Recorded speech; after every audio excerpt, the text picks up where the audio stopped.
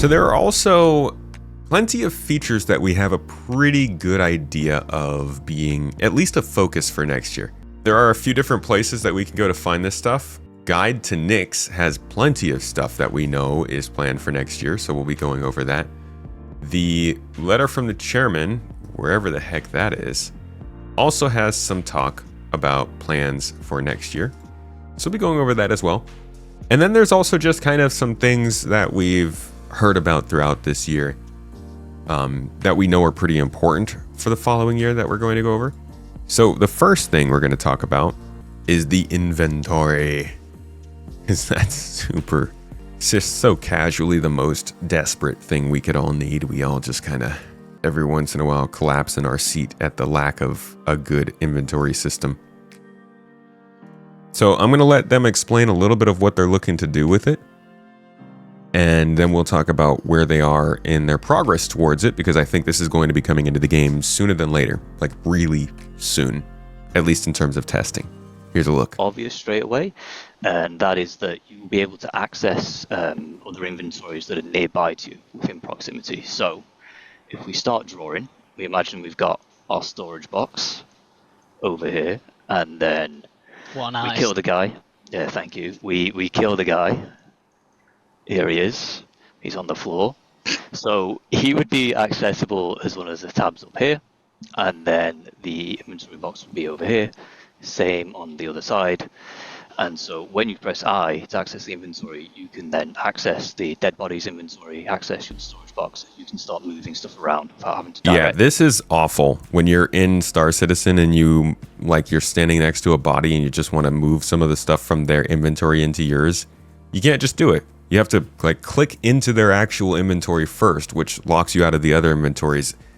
It's one of the more annoying things when it comes to looting, because the best way to loot in this game is you get a whole bunch of people, you go into an area, you get one box, you put that box in a central location, and then everybody can drag what they need to into that box.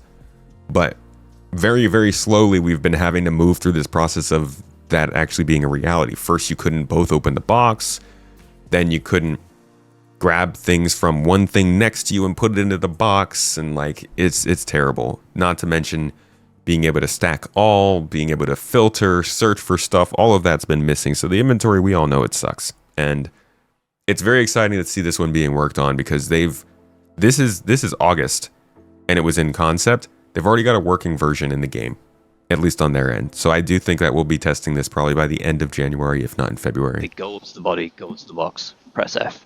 So it's proximity looting. To kind of get in there and start looting. Something else that excites me about this is also that they're starting to show item stats. We just have no clue what anything in the game actually does relative to the other stuff.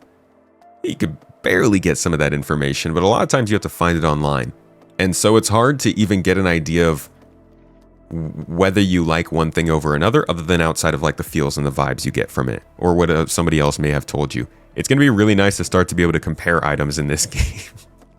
Oh man, it's crazy, dude. That's the most basic thing. But at the same time, it's not incredibly important for a super tech demo environment, right? So I'm not going to excuse them for not having basic comparison and stats in the game by this point.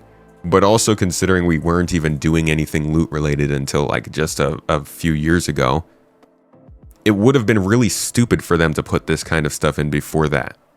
I think this would have been great to have in a couple of years ago when they first got the inventory in, but it's a basic thing, and it's also just something that wasn't really necessary. I don't know how to feel about it, but God, I'm glad that we can freaking search for stuff. Get rid of all this. If we focus in on one of the panels, you can see it's called Personal All. That's just kind of the default person would be on the left, and it's all because it's showing everything that is stored upon your person at that moment. If you wanted to see what is in your backpack in particular, you have these side tabs, and then we have a search function which has been added in. If you were to click this, a search box would come out over here, and you can search the item that you want. You have your select all, your opacity, you have your filters. These filters are kind of similar to the freight elevator, where you have the drop down box with the subcategories here, and we're working on these filters being multi-purpose. What I mean by that is, at the moment, filters, you click them once and it means I want to see these items. If you were to click them twice, it would hide that category of item. Now, there's a lot of people with freight elevators full of decorations they don't really care about at the time, so they can just hide all the decorations if they want to. Clear filters, sorting options. When crafting comes in, this will be big because you want to sort by quality, item tier, that kind of stuff. And then tucked away in the corner is stack all. So that's a nice quality of life addition as well. Jesus. Just a nice little addition. Just a nice little addition. Yeah, there he is. Anything about maybe getting to name our boxes, label our boxes? Yes. Oh, so yes. This is your Not just label them, but color them. Dude, labeling. Oh! Yes! commodity box, and then this would be like a backpack. And See, this is also super key, as somebody said in chat, because crafting. And that's why not only am I saying this wasn't all that necessary up until the last year or two, and I do think that it's a little bit late because we did need it over the last year or two, it's also not necessarily something they need for Squadron. I think Squadron 42 only needs that looting menu. Think about most of the shooter campaigns you've ever taken part in the game. Most of the time, you're not actually doing inventory management. Things like Halo, Battlefield, Call of Duty, Resistance, Killzone, any of those sort of cinematic shooter games, you're not really doing a ton of deep inventory stuff. So I do think that the looting menu is mainly what we'll use in Squadron. And because we haven't had crafting, mostly we haven't had item customization or looting. They just haven't really had a menu that was made for it. We didn't even have a lot of items in general in the game to sort through. It's kind of like how the star map was made for just Crusader, a few space stations, and the Daymar area. If I look at the old star map, I think I have some video footage of it. Yeah, look at this. This is what the star map was made for originally. You can see that Hurston's here, R-Corp's here, Microtech is going to be somewhere. I don't even think it's on the menu yet. But all of the locations are right here around Crusader. You zoom in, and this is really all it was meant for. This is the whole game. 1, 2, 3, 4, 5, 6, 7, 8, 9, 10, 11. 11 to 15 locations. All of them within pretty close line of visibility to each other, and not a lot of places you have to go or filter through. So once the game started to grow, that old star map felt really outdated. And it's not that much better now, but at least we can search and stuff. That kind of stuff wasn't necessary for how small the game was before. Same thing happened with the inventory. And it's taking a long time to get it changed, just like with the star map. But I'm glad that now it is, because holy crap, we need these things bad. the options will be to right-click and just rename them. So you could say like, oh, this is my box with high quality Jana lighting, whatever. As you You've want. given Boring Gamer, Salty Mike, and Space Tomato so much content for the next week. Bro, we're not done. We've got tooltips and everything. Oh my Elliot doesn't even know, dude. He thinks it's 1 week. Like I said, brother, we're out here like 6 months later still using that. god, here he goes. So as you can see, looking at the inventory, everything's a square now. Instead of it being a mix of squares and long rectangles, that'll also be applied to the freight elevator, so the ship guns won't take up half the screen. Get a lot more information available to you. We have the equipment panel, where I know I just said they weren't rectangles. These ones are, but regular weapons. Thank God a freaking loadout. I'm technically true, but also Maybe when now that they're getting you loadouts click saved, we your can have suit lockers stats. working, so you could see just here, one-click equip all this stuff. 3 is basically like the slot they're in, and then again, if you were to look at your ammunition, you can see which weapon it's viable with. If we go over to the character, we have all the slots. The slots would be shown by default here, and they're contextual. So if you want to quickly see all the backpacks you have available to you, if you were to click the backpack slot, then the various inventories would filter to only show the backpacks. Yep, we have the new tooltips, which are very nice. Rather than being text, we have bars. You've got a bit of info here. When we have crafting, then the crafting, the person who made it would replace the manufacturer. So it's crafted by whoever it was crafted by. We have taken into consideration wear and tear with integrity and durability. And I suppose you know there's more than 3 stats on a weapon, so if you were to right click and details, you get the full view with the scroll bar, the attachments, description which can be expanded, and then if you hover onto an item of the same type, you'll see the comparison stats as well.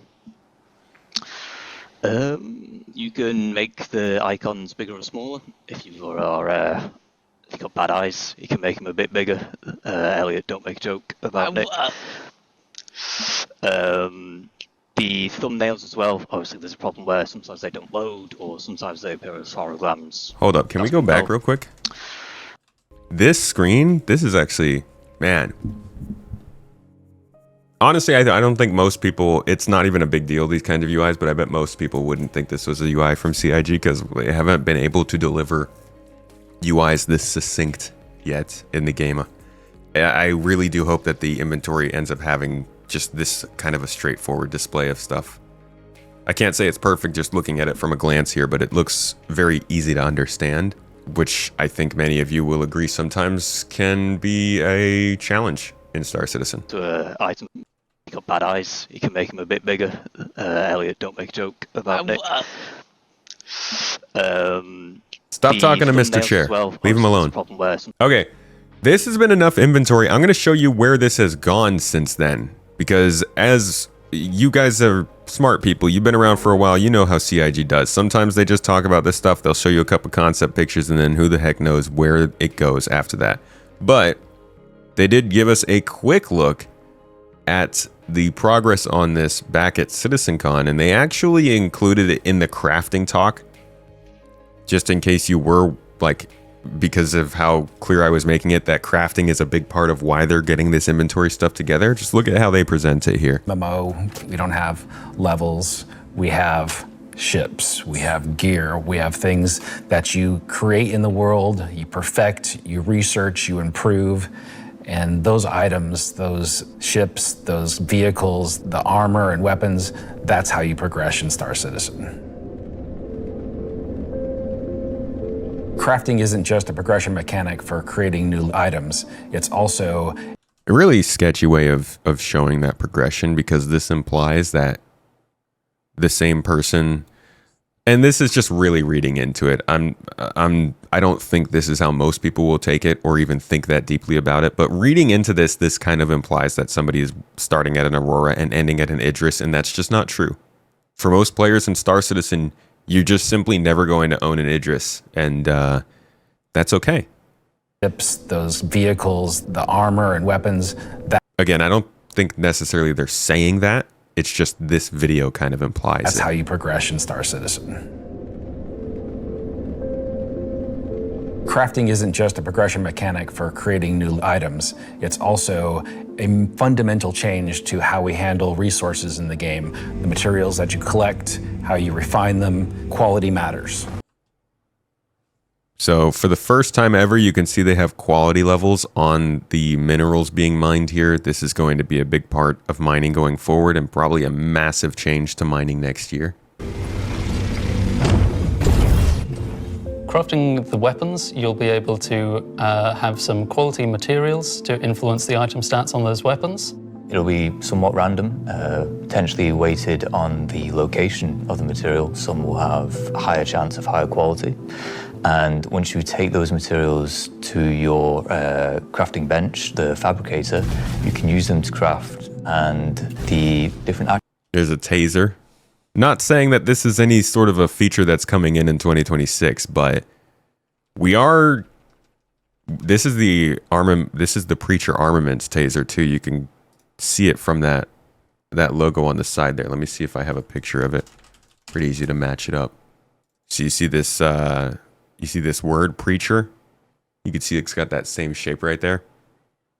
So they are teasing the same gun they were teasing 3 years ago, and this is closely related to bounty hunting and non-lethal takedowns. Don't know if that's going to be a thing next year. They haven't talked about it at all, so I doubt it, but clearly they want us to know about it. This also looks kind of like the Mass Effect Andromeda helmet. Is this a helmet currently in game? Do you guys think they take any inspiration from Halo for these helmets. I feel like a lot of them look like what I would expect from a Spartan helmet. And I'm not sure if that's just because it's like another sci-fi IP that's trying to do cool helmets and it just so happens that it's like that, or if there's some pointed design overflow. I wonder if any of these folks worked on Halo who are working on Star Citizen now. I like finding new things. That's fun. And the different attributes will be increased based You find on it in the loot crates? quality Okay. of materials you use. It's not just iron ore anymore, it's iron ore of the quality that you know will get you the stats for the item that you desire. And it's not just mining, it's essentially every resource we can get our hands on. To support this, we also need major changes to inventory so that all. And there it is. The big reason they're doing this is because inventory. If there's going to be something done in Star Citizen, it's because it just kind of needs to be done at that moment. If there's something that is not feeling like it's ever getting touched on, sorry, but they don't think it's a high priority. Shout out to my 600i owners in the chat. I feel you. Honestly, though, even bigger shout out to my merchantman owners in the chat. of these new resources that you're collecting. So here it is. You can see what you. As you can see, it does look pretty. It takes. We'll say that it takes some good. It takes strong inspiration from what they showed us. It's not exact. It's not the exact same kind of display, but I do think that there's still like this is a super early version of it. But you can see that it is moving in that same direction. You've got the equipment with the loadouts down here. You've got the personal inventory up here. Whatever outside inventory is over here, he's showing you the filters up top. They look basically the same as what they're showing over here. The tabs to give you the ability to switch between your different stuff. You can name your inventory up here. You can search for it, select all, capacity. Like they're going in the same direction. So that's a, 2-month difference? July to October is 3 months? Yeah, 3-month difference. Starting to get it to be functional. You have, you can order it better. You can understand what you have in your inventory. We won't have. So that's really the only big update we have on the inventory visually. But you can also go into the letter from the chairman, and I believe he mentions here that the inventory is a big focus for next year in 2026. As part of our item recovery work, inventory, insurance, and cross-patch platform are also getting significant improvements as core systems need upgrades. So inventory, they're messaging to us that it is important, and I have next to no doubt that this is going to be something we see early next year. And that brings us into the next topic. You may have heard me mention something there when we talked about the inventory. Many of you know item recovery as the harbinger of death, the worst thing to ever happen to you, the thing that will kill Star Citizen and literally stop all looting from mattering in the game going forward. Yes, item recovery. It may have ruined your day back in March when they first added this to the game, and I'm sorry. You may remember when they brought in item recovery T0. If not, a little reminder. Items stored in your inventory will not be protected and will remain in your corpse upon death, available to be looted, stolen by other players, or retrieved by you. Items such as magazines and medpens that you have equipped can still be looted from your corpse. However, you will also respawn with these items, as duplication concerns for these types of consumables are less concerning at this stage. The actual change it was that items will respawn with you. The exact item you had equipped at the time of death will respawn with you when you die, including weapons, armor, magazines, medpens, and your core loadout. However, items stored in your inventory, such as your backpack or other containers, will remain on your corpse, making them available for looting or retrieval. So this was tier 0 of item recovery. But tier 1 is going to be coming soon. We've seen it in the monthly reports a couple of times. Obviously, with the way that they're talking about the inventory system and the crafting systems coming in, it is part of the new rollout in these features that they're going to be testing. Let's talk about what it is, though. It's going to introduce the ability to register your gear and ships at kiosks or ASOP terminals. So the guy in this video had mentioned something about a little thing that you could like. So one of the ideas that we have running right now is that you would have a lost and found within your hab. So if Right, so that would be kind of like the kiosk that he's talking about here, or the ASOP terminals. And they say here, personal loadout, personal player. Players can register their equipped items, which can be reclaimed for a fee at specific kiosks or freight elevators, so you're never losing your stuff. This is also important to remember when we talk about Death of a Spaceman going forward later, forever in the future. You're not ever going to actually lose your stuff if you register it or insure it, as we'll talk about later.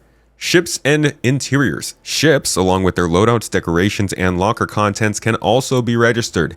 They can then be claimed in the state they were previously registered at ASOP terminals for a price.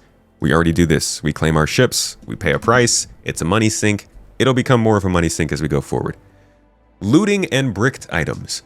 Once an item is looted, it remains usable until the original owner reclaims it or marks it as stolen. At that point, a dead man's switch is activated, meaning it will cease to function after a period of time. We can see this in the inventory concept they have here. You can see down here, registered to John Doe, and then on the left side it says bricked. So you'll be able to always see who you might have stolen a weapon from, who lost that weapon, and you found it somewhere in some location. This is why I love persistence, man. Imagine going out somewhere in like just the most distant locations and finding like a random pistol, and then actually being able to see who that pistol belonged to, and then sending them a message and being like, hey, when were you out here? When did you drop this? They're like, that was 4 months ago. Bro, I'd be like, that'd be so sick. So I'm excited for that kind of thing.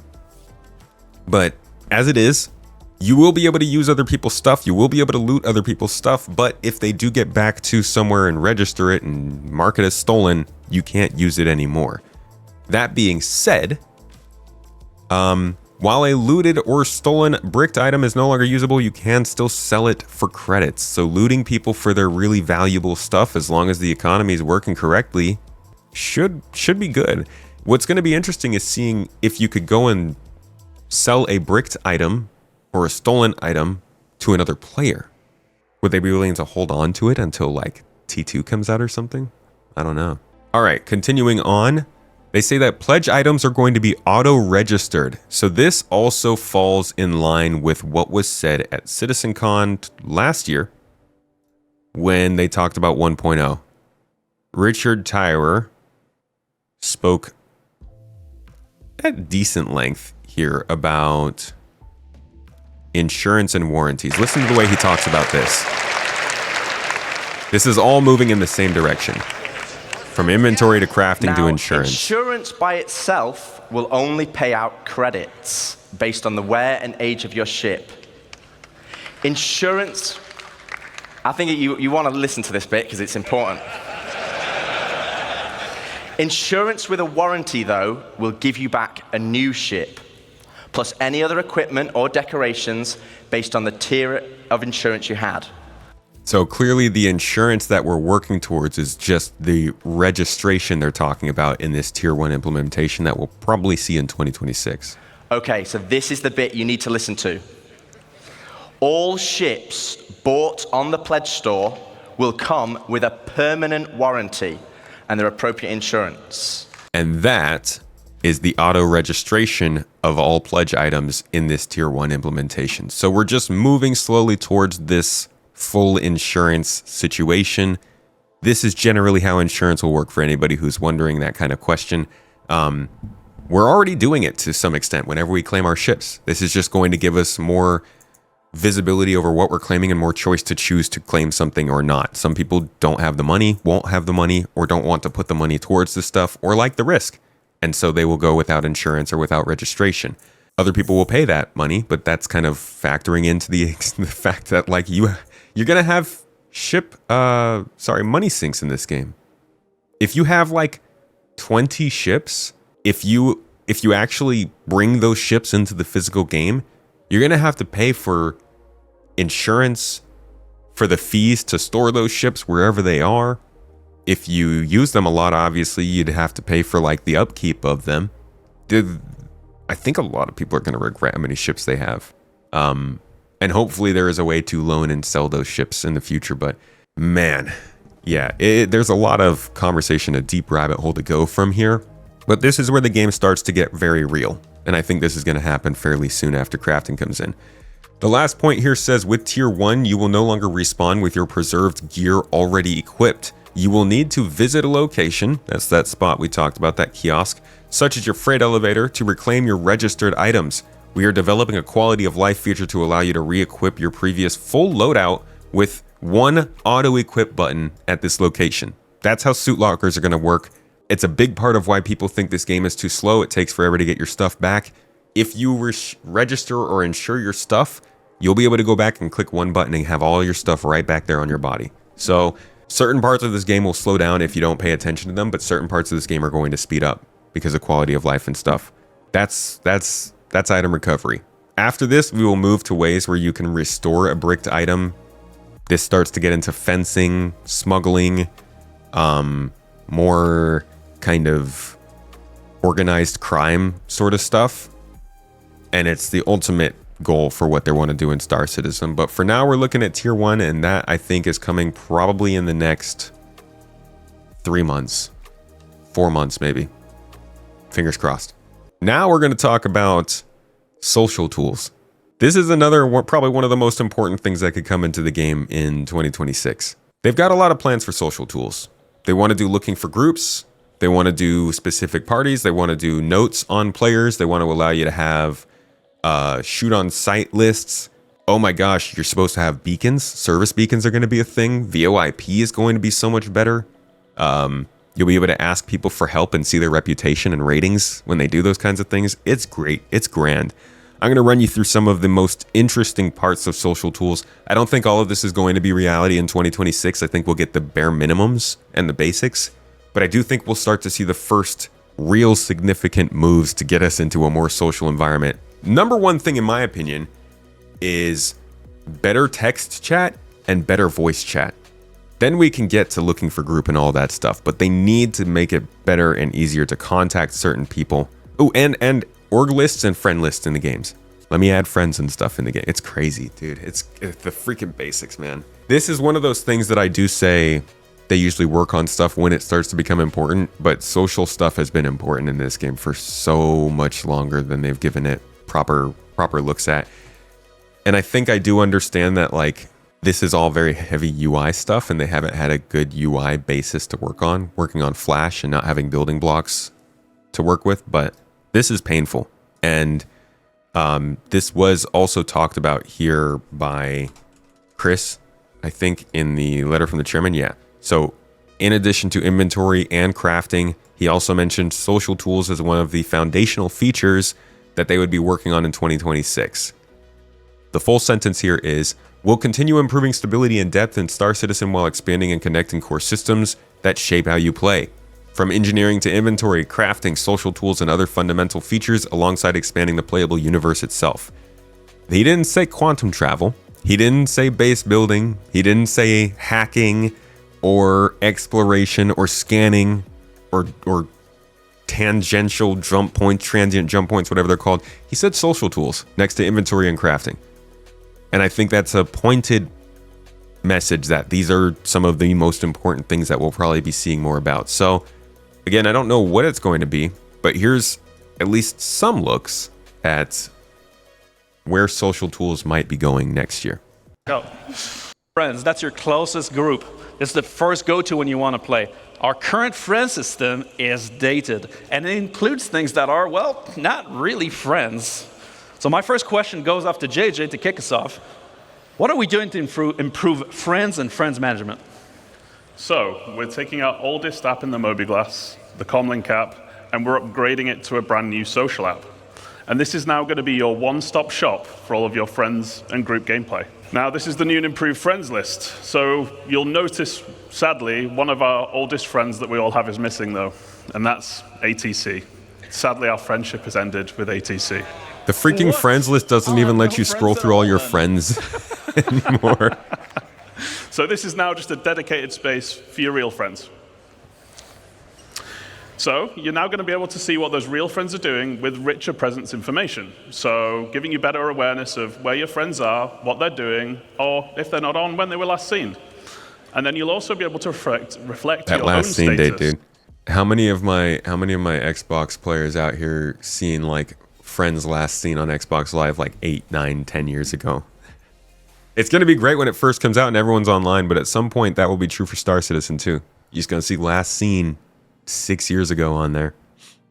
Sad day. Hopefully they'll come back when 1.0 comes out. So you can let friends know if you're away, don't want to be disturbed, or if you just want to hide offline for a while. Another key upgrade is synchronizing with Spectrum as well. So you'll be able to see friends that are in Spectrum itself, Arena Commander, or just chilling on the launcher. And that also means that you can accept and receive invites to and from Spectrum even while you're offline. And throughout this presentation, any functionality that is shared between the game and the web and the launcher, we're aiming to synchronize across all. And speaking of synchronizing, that's going to be great. We have multiple characters. That is also one of the only times they've mentioned multiple characters in this game in years. I do not know why he got the okay to say that. Usually they don't say things like that since last year.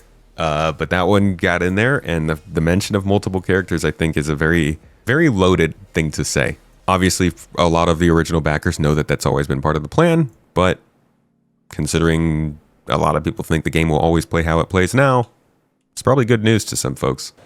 And speaking of synchronizing, when we have multiple characters, your friends will be shared across all of them too. Nice.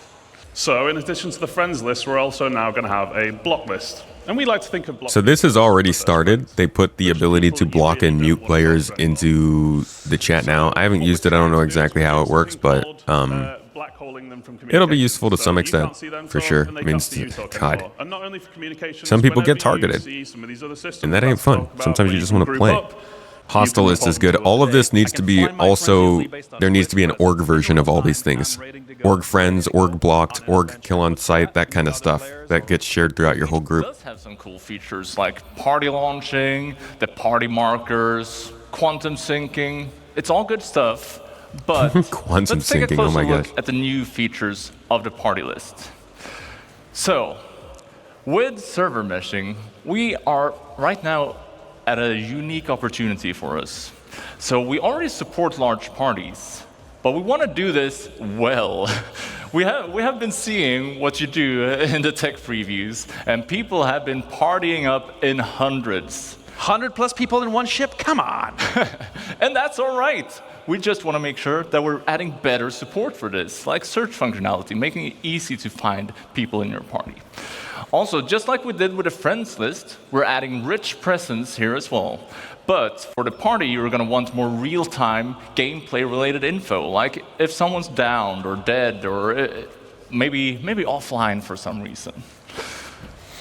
A big thing, though, is the ship and seat breakdown. So you will see. Yeah, maybe that's worth applause. Yeah, that's a pretty big one. So, I actually forgot about that. You will see all the vehicles that your party members are in, as well as the seat that they are in. This will give you great situational awareness and allows you to coordinate better than ever before. That actually doesn't seem that hard since you can see all that information on the map. Here is the next big thing that should be coming with social tools. Again, I don't know if it's next year, but it's going to make a big difference for things like these larger space activities, sandbox activities, and the new locations they're bringing in. The Party Finder. So, the Party Finder, it's a dynamic system that's going to make it easy for you to find interesting and engaging gameplay. It's basically player-powered matchmaking. So, if you are looking for more players, just go in here, advertise your party, give it an informative name like Ben has done here. Space Combat Fun Times. And you could even set things like a specific contract that you want to play, or roles that you're looking to fill. Maybe you need gunners, engineers, pilots. Meat shields. Maybe that. You could also limit the number of members. You might want to do some, again, specific content, so you want to do with a set number of members in the party, or you might want a tight-knit group. That's something that I would like very much. Maybe you just don't want to split the contract rewards, right?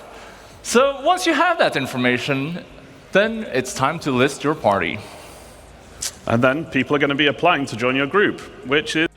So Party Finder is going to be really useful, of course. Chat system update. The chat window. But yeah, these are more of the large kind of social systems like guides, reputation, beacons, and stuff like that. So we'll bounce through this real quick. So ultimately, we want to encourage you all to help one another. And Hey, it's the air very horn. important for a game as large and as complex as Star Citizen is. And while we're improving how we teach you the game, it's irreplaceable to have another player by your side showing you the ropes. So we want to keep the guide types from the website, because there's already a lot of good ones there. And they already cover a very wide variety of gameplay. And as we add more game systems, more guide types are going to get added too. And base building's a great example of that, which is... Anybody still do the guide system a lot when we're not doing Frontier? Oh, yeah. But now, how do you become a guide? So now there's going to be a list of requirements that you've got to meet. And this list will require you doing content like contracts, beacons, or many other things as well. And ultimately, once you've checked that list, you can then opt in to become a guide. And really, we've done this because we wanted becoming a guide to really mean something, both to yourself, to other players, so they can rely on your experience. But why become a guide? Out of the goodness of your own heart? But why? So the guide system coming into game is good because it's only on the website, and honestly, most players aren't ever going to check the website. If they're just jumping into Star Citizen, I don't want to look at all this extra stuff. So that coming into the game is good, but this is even better. So beacons have been in the game for a while, but we are juicing them up. Yeah, so let's look at how we're juicing them up. So first off, tying into the guide stuff, we're adding a new type of beacon. So guide beacons. It means that if you are a guide, you'll be able to respond to them. If you need a guide, you broadcast them. And if you need a guide, you can be certain that whoever responds to them knows their stuff. So this is obviously good for new players needing to learn the game. But even seasoned players like yourselves, you're going to have a great use for this because there's always something new to learn in the verse. So you just post your question. But what about not guide? Few ways of tackling this, and one of them is actually subsidizing the beacons. So guilds contribute rewards to the payouts on service beacons, and we'll get to guilds shortly. But that could be money, reputation, or potentially other rewards as well. That's actually pretty cool. This is going to be interesting how they do in-game guilds subsidizing player-made beacons. We like getting paid.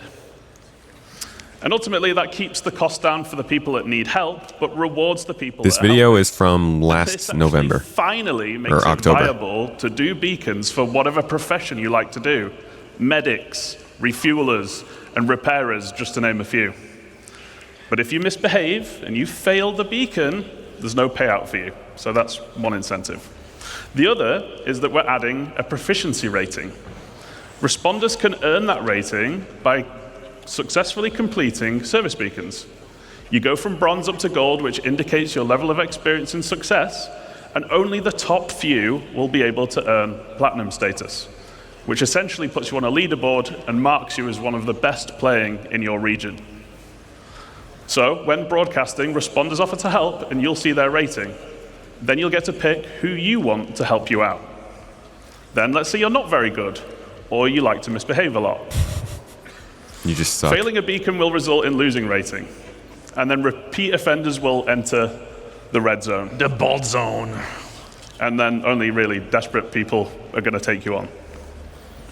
We're making the system much more robust to the point of automatically determining success or failure. So you were just asking about people who might do stuff to kind of cheese the system. They'll just end up getting more bad ratings. And as Vass is saying, like, you can just keep getting your friends to give you better missions to get good ratings. Honestly, I think that's going to be that sounds like a game loop on its own. You're just keeping bad players a little bit more busy that way. But we'll see what else they can do. I mean, if your reputation goes back and forth a lot, they can start to just sort of factor out your beacons. I think there are a lot of ways to try and capture patterns and see patterns in the way that people's reputation is changing to catch folks who are gaming the system. And you don't even need people to do that anymore, right? You can have LLMs that are specifically tailored to that kind of stuff. But somebody's always going to slip by. The system's always going to be a little bit rough. But the fact that they're at least working on it is going to be, it's better than now. When you have to just type into global chat, hey, I need some fuel. Hope somebody can help me out here. And then there's the organization stuff, which I think is even further behind. None of this has been implemented. Yeah, everything that we're going over today has not been implemented. This is all about what I'm expecting or thinking we might see in 2026. For the most part, they haven't been doing any feature stuff over the last year. So I will just kind of jump around here. This is basically just talking about orgs, player orgs, how you can have org like announcements and all of the tools and all, basically everything we use Discord for. You can start to do in the actual game, event logs, what's going on, a calendar for all of the stuff that you're doing. Events calendar obviously is one thing. Reputation that you have within the org, your org's reputation, how that sort of factors into the different groups in the actual game. This is going to be... Jesus. Yeah, as somebody who runs an org, I am very curious just how far that's going to go, especially with the way they've been talking about reputation. But that's social tools. We can jump on them past that because we've been at this for a while. Now we got to fly through everything else. Crafting is a pretty obvious one to the point where we've actually seen what they are doing with that in the game. And they've kind of talked about where they want to go with it. That goes for both you and us. Let's start this part of the show with a look at how crafting is going to change everything from resource gathering, refining, and even combat when it comes online in the next few months. In the next few months is literally like, this was October. So few months from October, November, December, January, February, let's say 4 months. I think we'll see this in the PTU, in the ePTU by no later than February. They did want to get it in for December, but it didn't happen. Crafting is going to be quite small in scale. We're going to use it as a kind of a concentrated effort to allow the players to experience the initial UI, the flow of gathering materials that have different quality, and using those to craft items which are better than what they have currently in the game.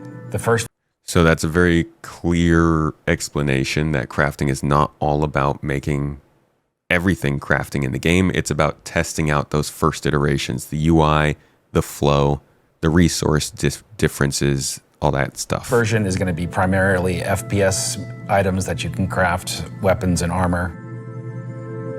For Star Citizen, crafting is our primary progression mechanic. Star Citizen isn't your standard MMO. We don't have levels. We have ships. Okay, so we've talked about the rest of that. This just gives you a quick look into what they have planned for crafting. The next thing that I'd like to touch on is actually a little piece of tech. We got a lot of tech over the last few years, but one big one that never stops, literally ever, is planet tech. And next year we get Nyx's planets. We got the system so far with the first space station and the asteroid belt and all that good jazz. But we also have Nyx 1, Nyx 2, and Nyx 3 coming in next year, and they are actually beautiful. Let me give you a look at what we are supposed to be expecting with this, because this is also introducing to us Planet Tech V5, which is another big delivery of the Genesis system. New planets for the Nyx system. We will also go back through Stanton and Pyro and reimagine them through the lens of our technology. Previously, and more traditionally, we'd create slices of biomes, like deserts or forests. This approach moved us forwards and got us this far, but solving the scale was always tricky. And for Star Citizen, we like to do scale on another level. Issues like seeing tiling from our height maps from high altitude, or the unpredictable blending when two biomes connected, were common. But ultimately, things just never felt right. Our worlds were gorgeous, but to us, they still sometimes felt like interpretations. Now, this was a super hard problem, which we needed to solve at the scale the Star Citizen requires. We challenged ourselves to emulate nature in the most believable way, and not just on a planetary scale, but to our level of detail.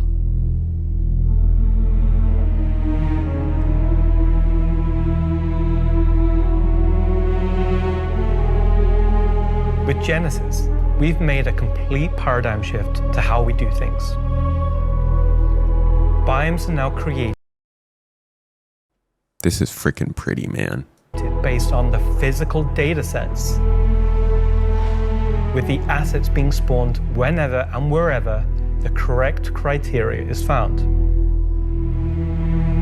So when you see a forest or a meadow, it's no longer because an artist painstakingly crafted it there. It's now because it simply wants to be there. It fits inside our rules. This is actually crazy. If you go to the previous year where they showed off their first versions of this, it's insane. They're like, oh, how about the soil type? How about the sunlight? We have ferns, see it's a much lower requirement for sunlight. We have salix bushes forming our undergrowth, and we add pines, of course, and multiple variations of pines. Diversity is driven by competition. Everything has ideal conditions, which affects its competitiveness. We also have additional control over this in the form of dominance, which allows us to make one asset more competitive and more dominant than another, which is just what we see in nature. Everything is constantly fighting for resources and, of course, light.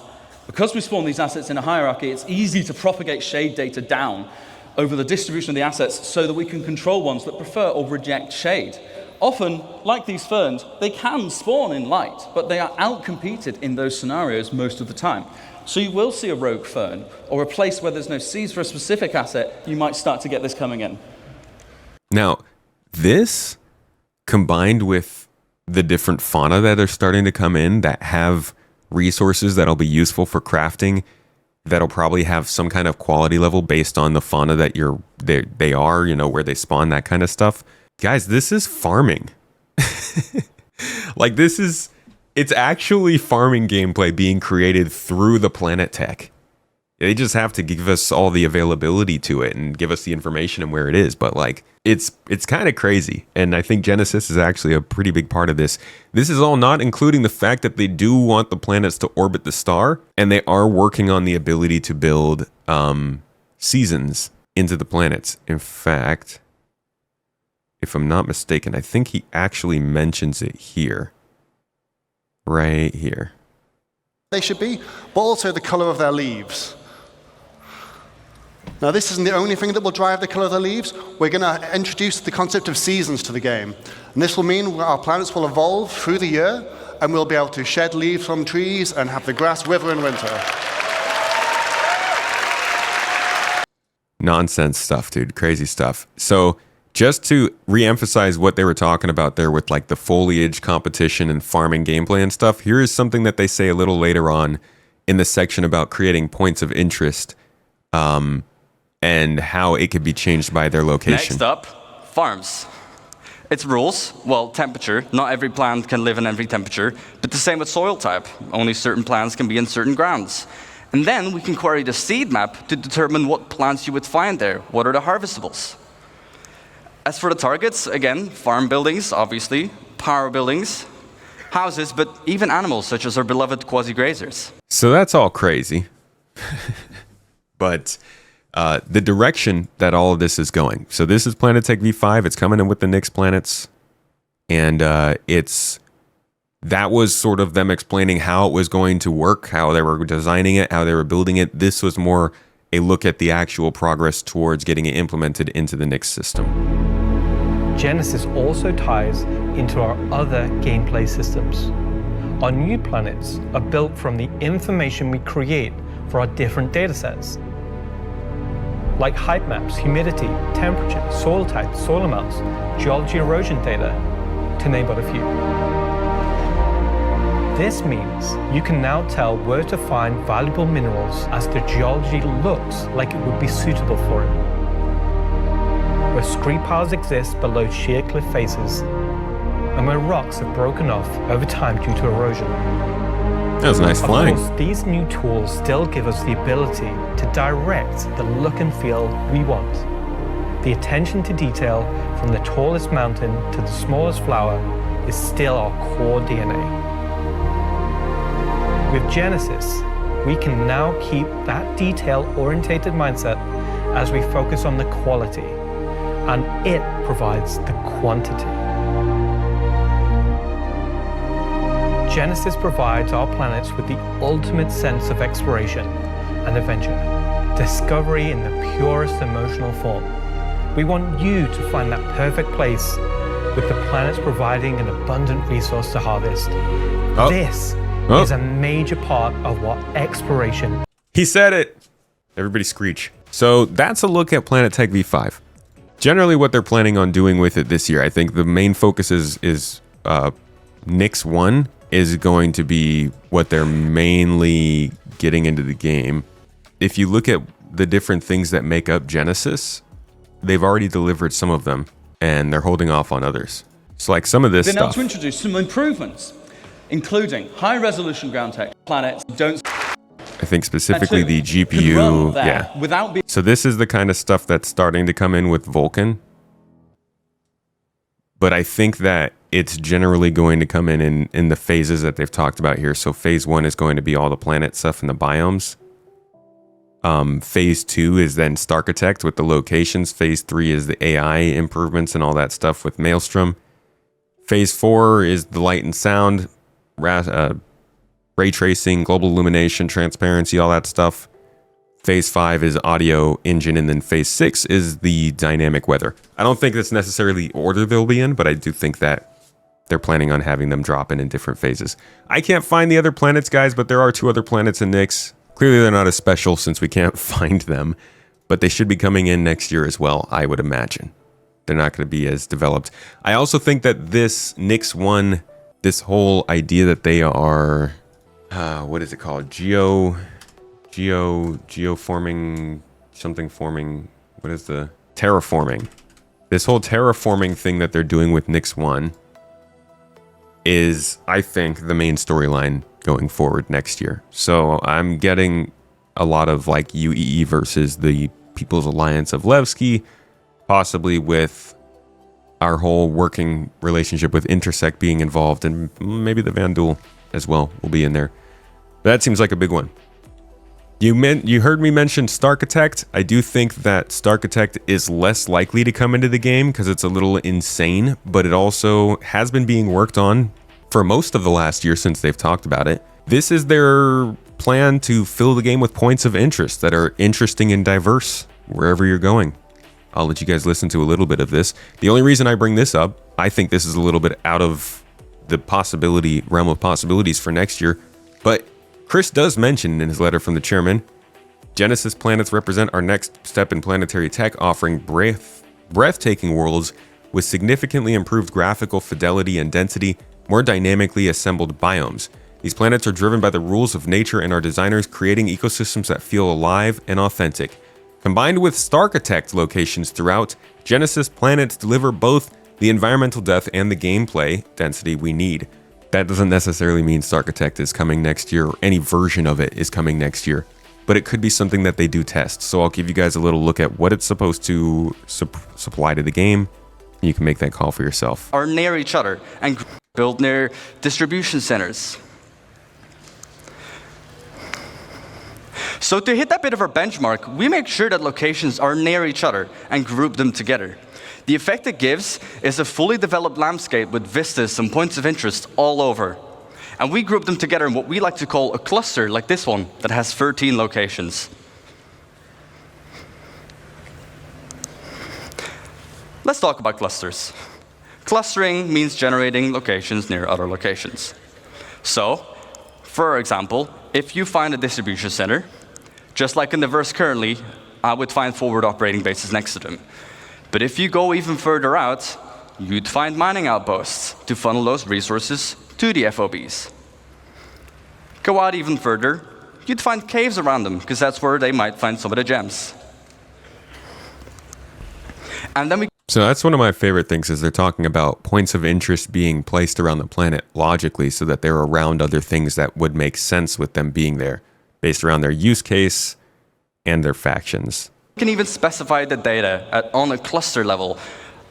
All of the factions that live at this whole cluster, any mining outpost, that would be the same people, but also what commodities they sell, to find on what resource you'd find.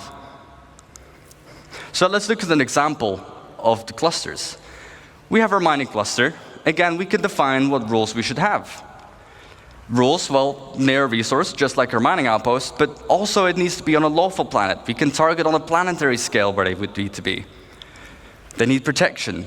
As for the targets, well, caves, mining outposts, but even trade posts. Let's go to the other side of the spectrum.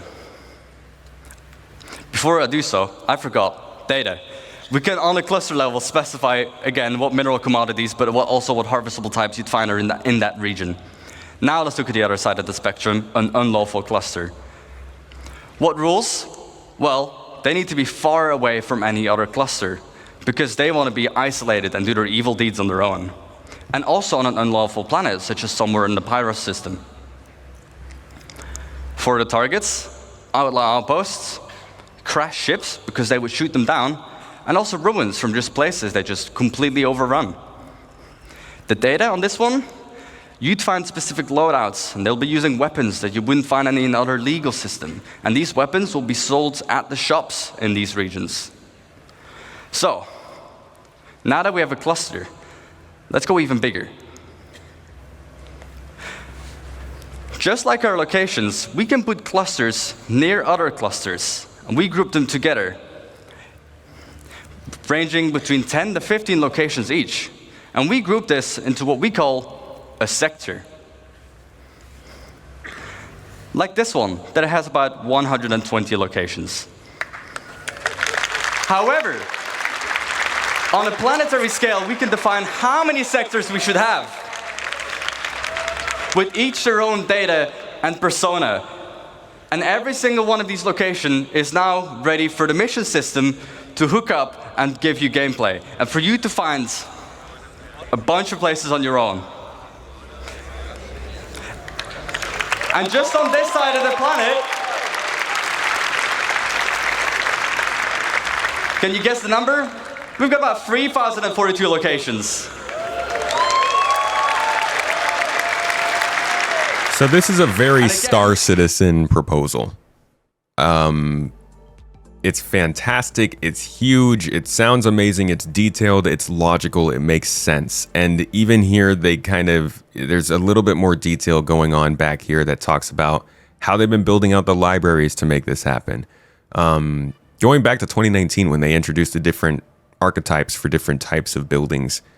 And looking at kind of how this has been being built out so far. Frontier, high-tech, and utilitarian are the three we've gotten so far. Henoism is supposed to come with Castra, and probably, I would think, a couple of the other styles will come with Terra. But that's besides the point. This is really about creating enough locations on planets that missions and contracts can spawn, and people can go out and do enough things to not run into other people.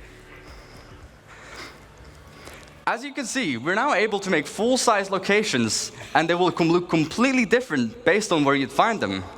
The layouts are controlled by the rules, and it will reflect its place in the verse. We've got farms, mining outposts, but even our older locations, such as the bunkers that you find on Stanton. So the idea I see in chat, they can't keep 4 buildings going, and Hurston system outposts don't see how 120 will work out. This is what they've been working towards over the last year with server meshing. If you remember when server meshing came in, some of the things wouldn't work across server boundaries like missions, beacons, or even quantum travel sometimes. So part of that was the big problem, was they needed missions to work between servers because they're going to use dynamic server meshing to basically allow planets to run. Well, I mean, if a planet can't run that stuff, the ideal situation would be another server spins up to help share the load. We don't know if that actually happens because it depends on how much money they can put towards the dynamic server meshing. But the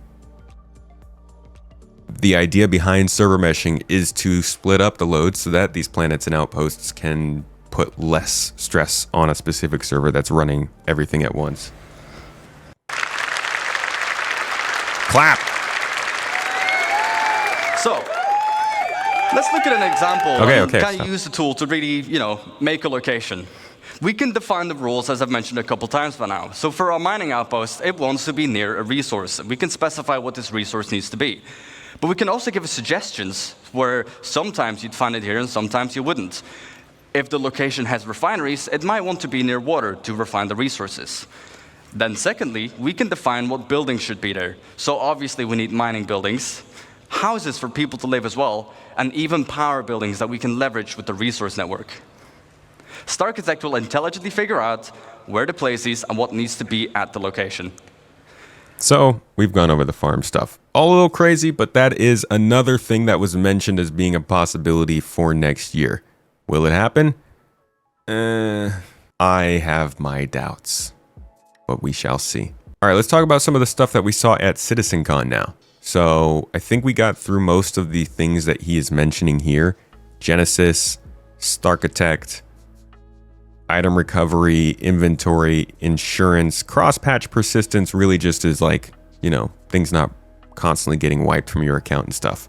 Spends a lot of time talking about Genesis here. We talk about server meshing here and the potential of dynamic server meshing coming in, which means instances as well. So let's turn back to CitizenCon of this year and see what stuff they were saying about next year. The first and one of the most interesting things, in my opinion, is going to be Rockcracker. I'm quite excited about Rockcracker, not gonna lie. Give you guys a little intro to that. At the start of the show, we said we was going to build out the Nix system right in front of you after 4.4 launches next month, and why we want to keep as much of what we're doing behind closed doors so you can discover it for yourself, in-game and on your own. We still are excited to share with you a brief look at one of our up-and-coming locations we're calling Rockcracker.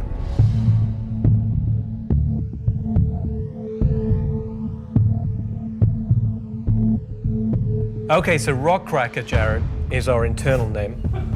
Rockcracker is where you have to crack a rock. It's a big rock. Ka-chow. You want more? So way out into the Kiga Belt, you'll find these old QV breaker stations.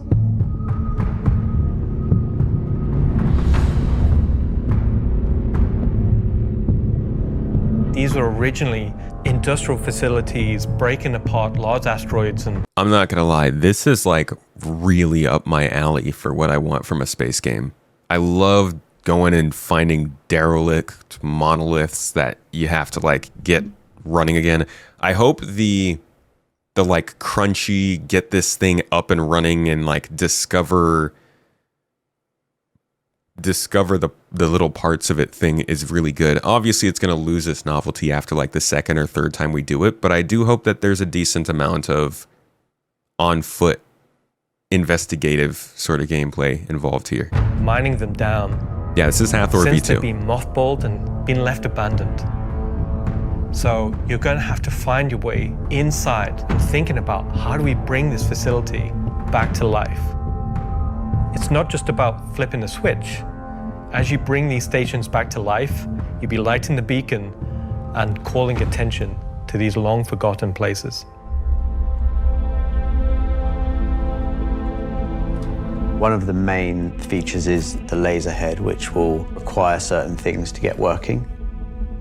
It's up to you and your friends to find how to get in. There'll be a variety of options. Whether you're discovering the bowels of the station and mining your way through long-forgotten tunnels, or you're going through the main laser entrance. Now, as you're traversing through the facility, you'll find the old engine room. Now, there may be ways to bring the facility back to life. So we can already see they've got some of those power cores that they have used in the ASD facilities. Very interesting to know if that's included in taking this thing back online in terms of power, but I swear, like, these need to be expansive spaces. They cannot give us these massive areas from the outside and then we fly in and land in there a couple hallways. I really hope that's not what they're going to do here. They need to make these places feel big, and they need to make the restarting process feel like you're actually moving some proper gargantuan ancient machinery, you know? Don't miss us with the scale, CIG, please. Life, kickstart the engines and bring power to different parts of the facility. Maybe eventually bringing the laser back online and cracking some rocks. Eventually bringing The it, secondary maybe. gameplay loop is FPS combat. You're not there by yourself. There may be squatters and outlaws in these stations trying. I think this should be kind of light. I think the FPS should keep you on your toes and make you be wary of what you're doing, but I don't think that the FPS should be a main part of this. Like, it shouldn't just be constant gunfire, in my opinion. But God knows, with the way that the game's treating spawns right now, that might not be in their power to choose. To stop you from what you want to do.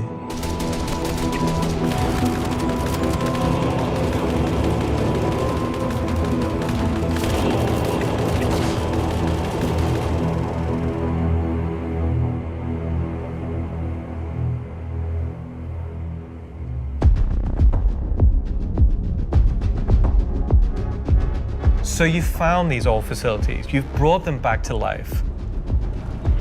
You've systematically brought power to various functions of the facility.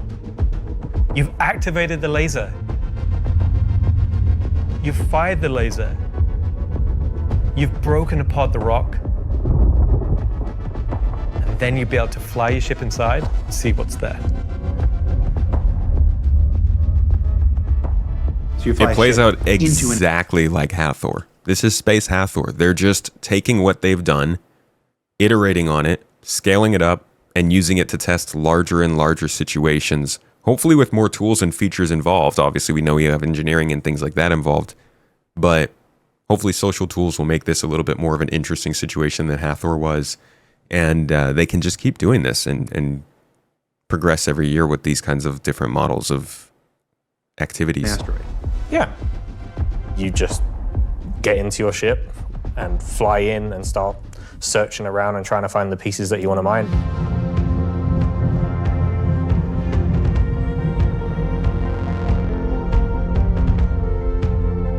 I'm really excited about Rockcracker because it's a sandbox activity. You can kind of go to these whenever you want to. This content is for players who enjoy mining, who enjoy exploration, investigation, and don't mind a little bit of FPS content while they're there. Emphasis on a little bit, bro. So that's Rockcracker, and that is mainly it's a more group-focused activity for sure. A sandbox activity, so it's not necessarily a mission you take. You don't take a mission, they tell you to go to a place and you do this thing. You know of these locations. I'm assuming in the future we'd have to find these locations, whether through buying the data, scanning it down, talking to a certain person. I do think that these are not going to be common locations for everyone to know in the future. But as it is right now, you go to this place and you kind of just work your way through it. Whatever is there, and you make do with whatever it is. It's just like with Hathor. And I think that's great for these kinds of games. I think for people who want to go out in groups, this sort of stuff's a bit more interesting. I would love to see how you can complete this sort of thing in a smaller group, but we're not going to know that until a couple quarters after this comes out and people have kind of moved on from the new shiny thing. That being said, I'm really excited to see how this turns out. All right, the next thing that is coming after Rockcracker is actually a much bigger, almost similar version. It is actually we should talk about instances, which really gets people. We can talk about instances and use that to go into the municipal works. Let's talk about instances, which I'm sure will bug people. But what about us? Where do we get to hone in and craft a bespoke experience here and there, specifically tailored to individual or small group play? Well, that's where instancing comes in. And I'm going to let Benji tell you a little bit more. We're bringing instancing to Star Citizen in 2026. Why are we doing it, and how will it work? So if you've played any content in 2025 in Star Citizen, you know that most of these areas were in actual PvP zones where other players could interfere. Instancing is a means to create an environment where designers can create tailored content that's tuned to a specific group size, but it is also protected from outside interference. It's not to say that we don't love PvP. I'm a PvP guy. PvP me, bro. God. But like most MMOs, a good balance between a dangerous overworld and a protected instances is needed. Right now, we don't have this ability, and this is something we really need in order to give you a sense of progression that is tailored and balanced to a tunable amount of groups, so the difficulty matches the group size, There's a beginning and an end. It doesn't mean that that doesn't fit in our overworld strategy, meaning getting to the instance is dangerous, exiting the instance is dangerous, or can be interfered with others. But at least when you're playing the content, we can actually make something that's curated for one experience. So before anybody says this is only a PvE thing, this technology can also be applied to unlock curated PvP experiences that are as seamless as the PvE ones. So it's not about one thing or the other. It's really about unlocking developers' ability to create curated content. So that said, how will it work? Instancing That's literally just going straight through people's ears. is really an evolution over static to dynamic meshing. We want your instances to be as seamless as your instance hangers, meaning that when you take an elevator, you exit the elevator, you're inside the instance. A gateway opens, you cross that gateway, you're now into your instances. Could be also a quantum jump into an instance that you don't even see.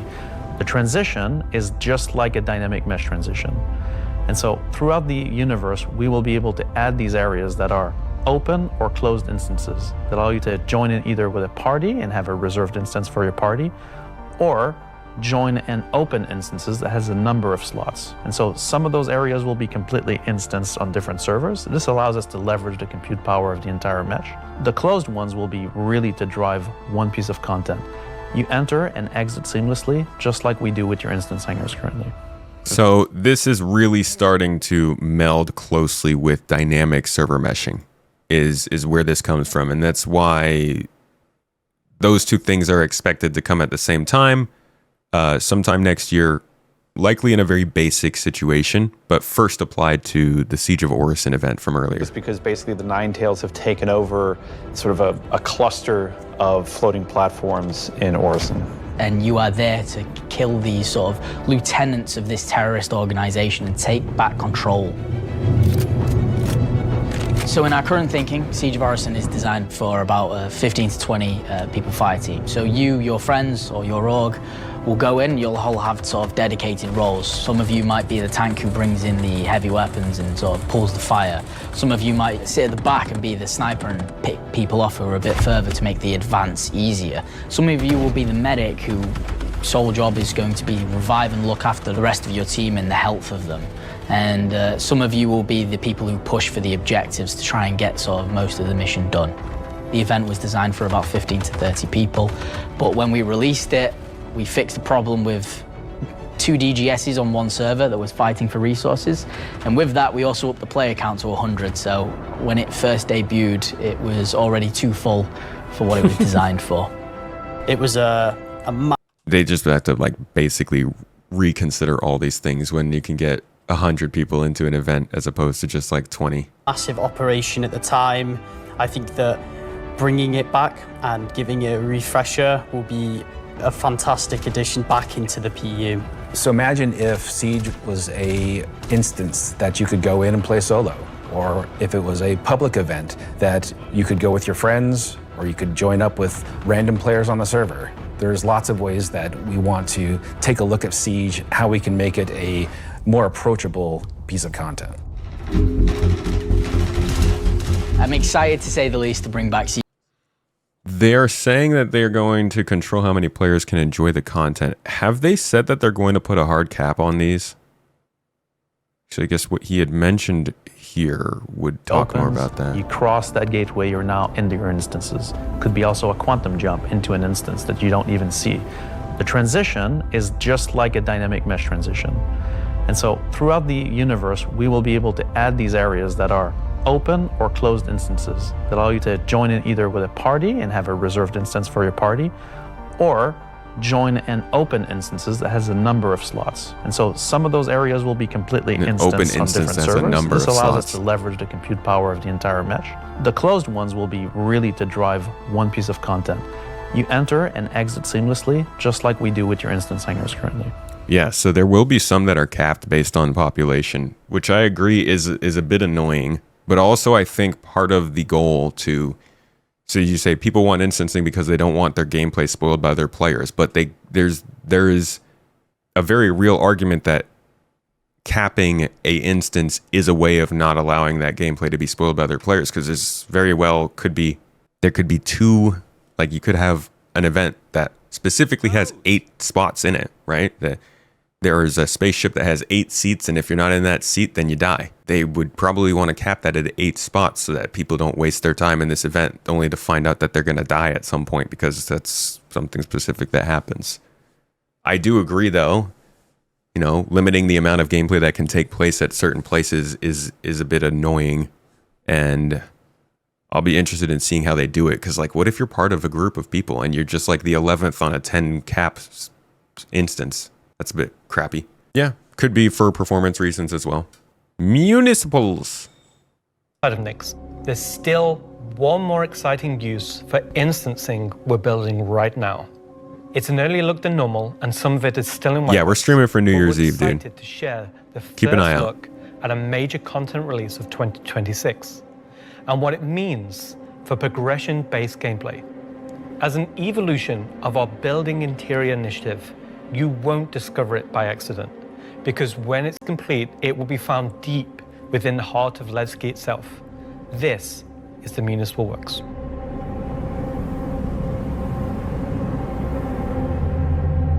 So inside the facility, you'll find huge vaporization chambers, old processing plants, industrial tunnels, and eventually into the old turbines, which are still pumping heat into the old rock.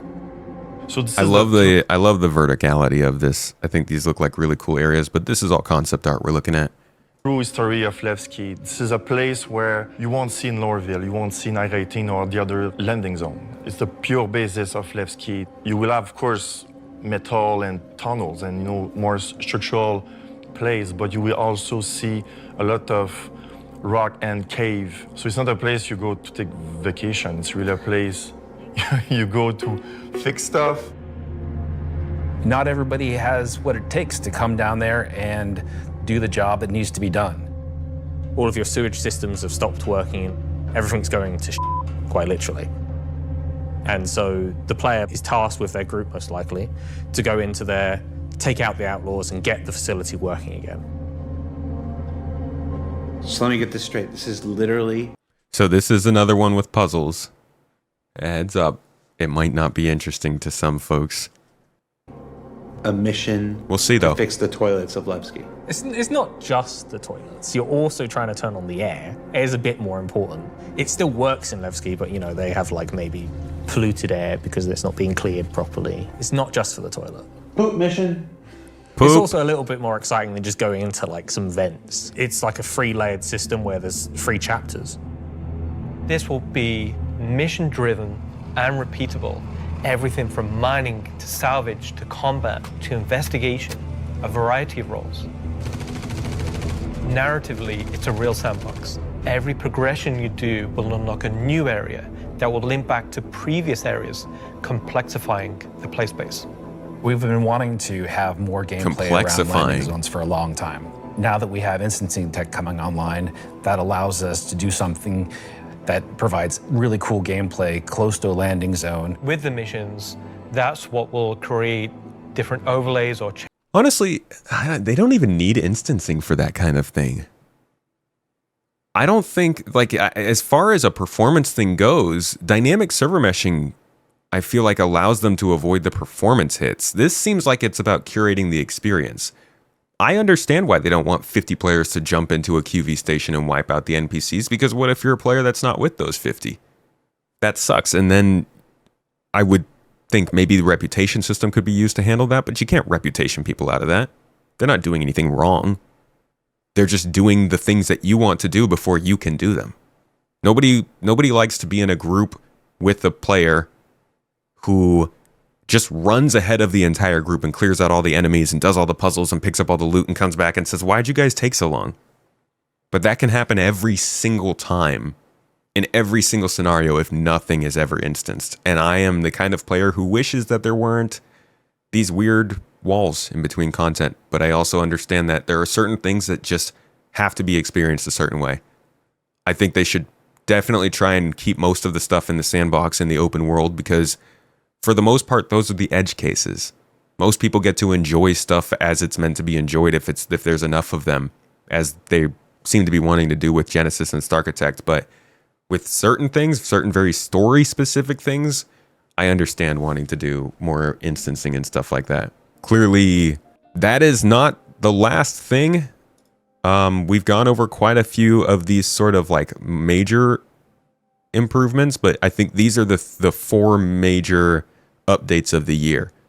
Breakers, Municipal Works, Tactical Strike Groups, and the Planetary Update. These seem like they're big quarterlies.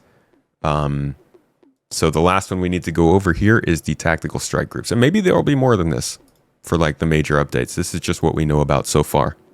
Most of what we got in 2025, we did not know about at the beginning of 2025. We only knew some of it. So expect there to be quite a bit of stuff that we just don't know about coming into the game as of right now. But here's one of the final things. Again, it's more group focused. It's definitely going to depend on social features to be something that thrives, but it could be also the most interesting thing that comes in next year because it's really starting to get into the larger scale parts of Star Citizen. Share with you a super early look at what we're building in a space we're calling Tactical Strike Groups.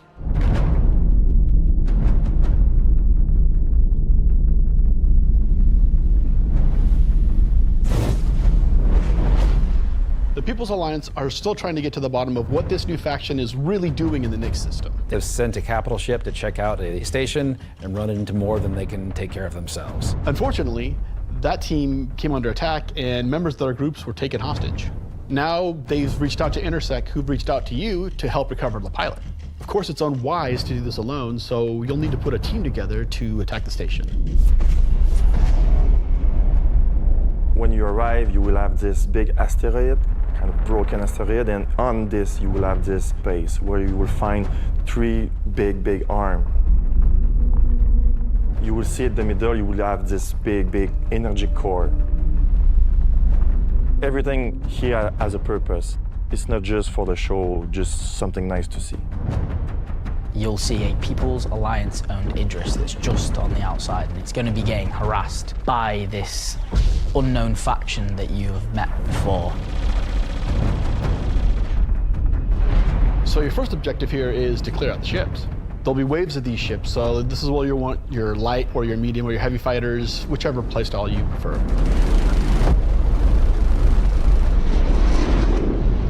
So while one part of your group is dealing with the fighters, now it's time to actually assault the station.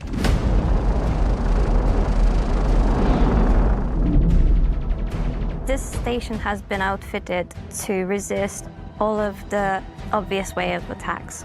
Somehow they've incorporated Vanduul capital ship killing turrets.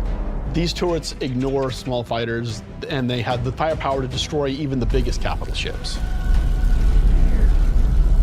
Your Polaris and your Idris, if you get it close, it will get shredded. The idea of these is so we can sort of make it so we can mix up that ship combat and not everyone can just bring the biggest ship and win just because they have the biggest ship.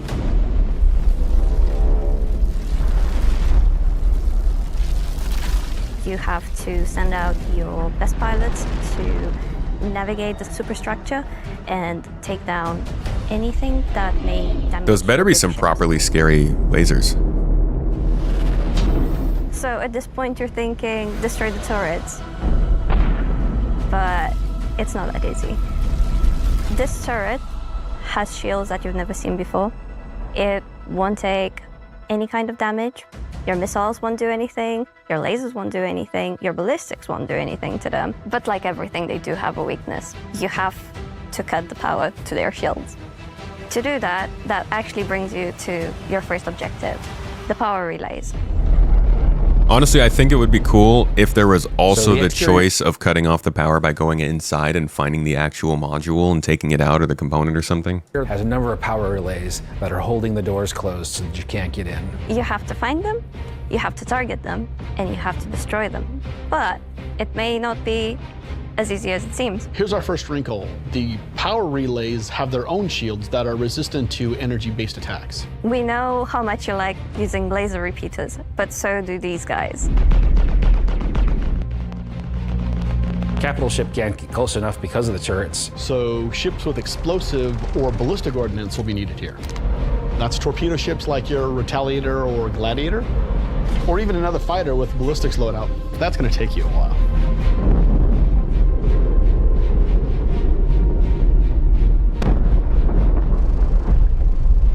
Why do the power relays not have the crazy impervious shields? Because the shield, they take so much power, man. Now it's time for you to fly. Just gonna use the whole power relay to power the shield that's shielding the power relay. Flight into the superstructure of this station. How cool is that?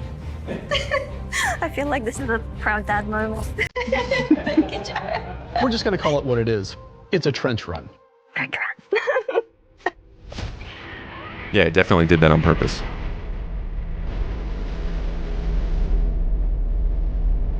So as you enter the structure, you'll see cooling units along the sides that you'll need to take out.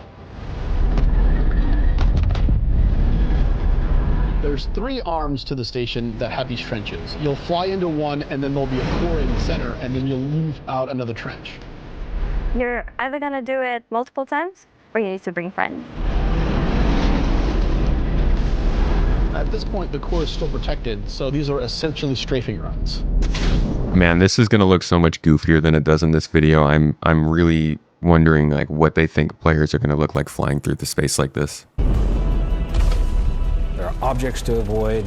You're going to have to be able to dodge. You're going to have to move quickly. You need an agile ship. I guess I do like the idea they mentioned here of like you can't just float around in there because it'll do damage to your ship. That's something. Because the shield generator that you're targeting is emitting lots of distortion damage. So once the cooling we just watched that man die. Exposes the core to overheat, which means that you can attack it from the inside and also from exhaust ports on the outside of the station. This core is armored and just takes a whole lot of damage.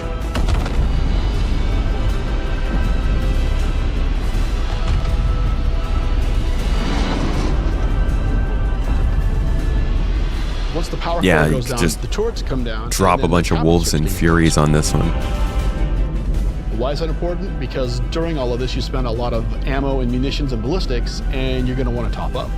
This is where we're going to get our new feature in: ship hangar refueling and rearming. You're going to be able to land in the hangar of select ships and be able to use the same interface as you are right now at stations to refuel and rearm. It's specifically for ships like... This is a pretty big change.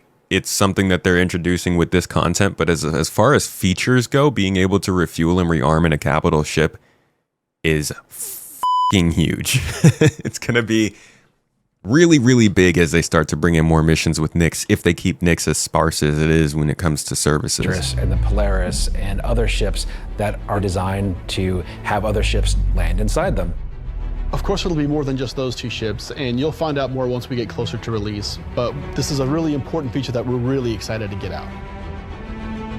If you're not bringing your own Idris, the People's Alliance has fleet operations, and that goes hand in hand with social apps. So you can see how, like, if this comes out at the end of the year, and I think this is probably more likely an end of the year thing, an October, November, December launch, and we have looking for group, we have proper voice comms. This will be a fantastic showcase for Star Citizen if they can get it to play as well as it looks here. And they won't, because this is all cinematic, but like, you get what I mean. Social apps, fleet operations, actual ships having purposes. You got bombers, fighters, capital ships, and even drop ships included in here. This could be a watershed moment for Star Citizen, at least when it comes to fleet and larger scale gameplay. That can provide a safe port in a storm, allow you to set back up and head back out. And it's a good thing that you've rearmed and refueled too, because now another group of ships is coming to attack the People's Alliance Idris.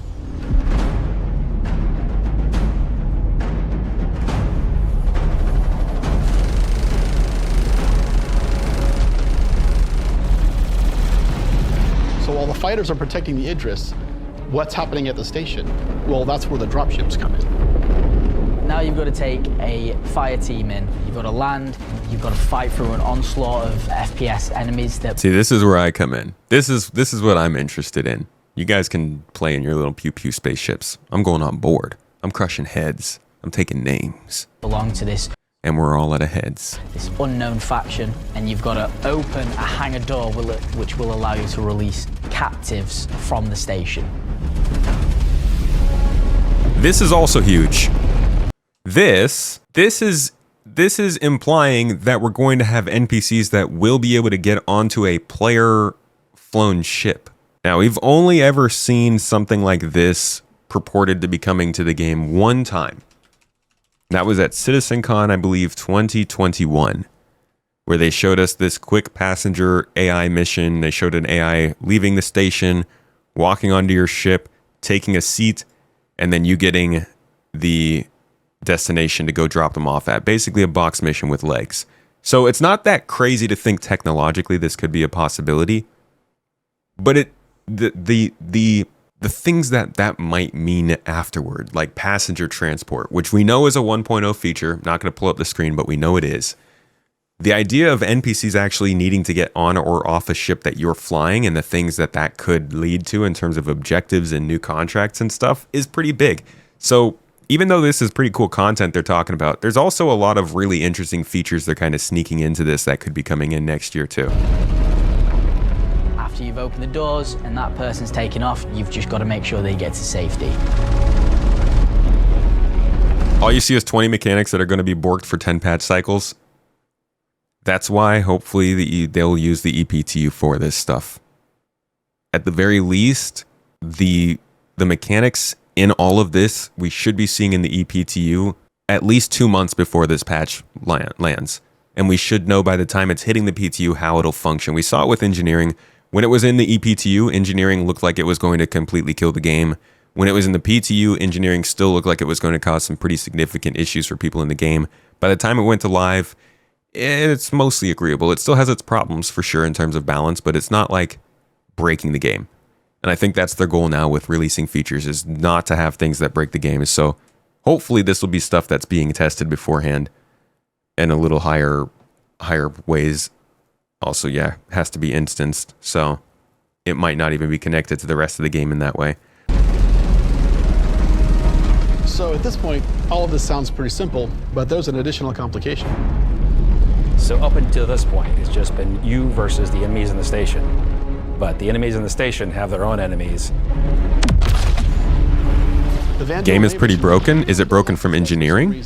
Will come in and wreak havoc on everything. And they're not going to discriminate between you and the station. They're out for blood. They probably could have left this unrevealed for this part. Alert the Vandal by destroying the power core that the station's now vulnerable. You're on a time limit. Vandal are coming, they're gonna come hard, they're gonna keep coming, you're gonna have one hell of a fight.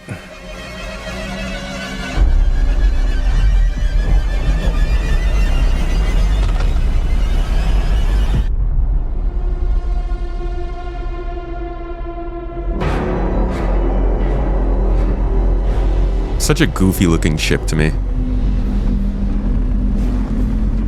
Goofy Vandal.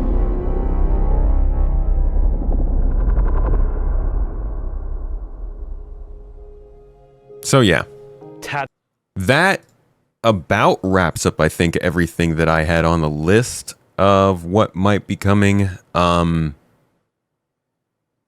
also had the possibility of FPS and ship scanning updates, because that's like, I don't think we can go another year without those, so it's really important. We already see them starting to involve caves and harvestables in our ship scans. FPS emissions and scanning keep showing up in the PTU and not into the live game, so I do think that's getting pretty close. So FPS scanning, ship scanning, and maybe hacking is one other thing that we see coming into the game in 2026, whether in testing or actually in the live game. I'm also thinking they're going to move forward more on engineering, in wear and tear, in armor, and very importantly, in gravity and batteries. Those are two parts of engineering that they just specifically haven't touched on, but we know that gravity and power in the batteries are both pretty important things that just haven't been included. So I think there's a lot more planned for next year in Star Citizen than there was this year. And when I say that, I'm talking about features. This year had plenty of content stuff going on, but the feature-wise, lots of expansions coming in 2026. How will they go? I don't know. I'm sure it's going to be pretty painful. Even if we are using the ePTU, even if we're doing our testing in the PTU, this is all still an alpha. It's all still testing for an actual 1.0 release.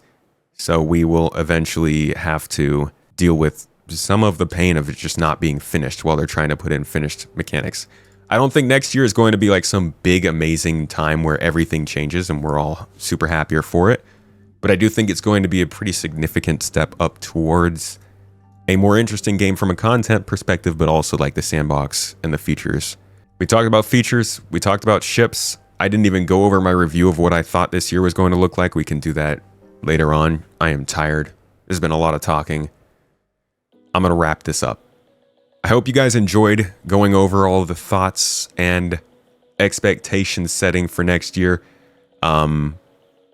I think even if you give yourself low expectations based on what we went over here, there are a lot of really good opportunities and possibilities. Like at the very least, we're going to be seeing crafting, inventory updates, Rockcracker, instancing, Municipal works, Planet Tech V5, item recovery tier 1, the new planets. I think those are all guarantees. So whatever comes after that, I look forward to it.